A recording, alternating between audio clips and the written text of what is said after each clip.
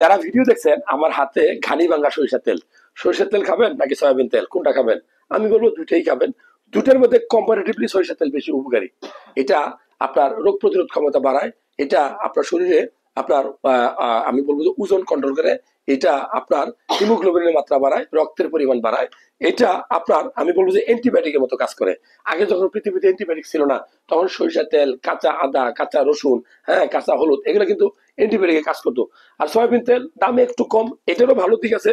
তবে দুইটার মধ্যে কম্পারেটিভলি আমি বলবো সরিষা তেলের উপকারিতা বেশি, কারণ আমাদের বাপ দাদার আমল থেকে এই সরিষার তেল গলায় মাখলে, বুকে মাখলে, পায়ের তালুতে মাখলে, বাচ্চার মাথায় মাখলে দেখবেন যে ছোট ছোট রোগ যেমন সর্দি, কাশি, অ্যালার্জি, এগুলো কিন্তু ভালো হয়ে যায়।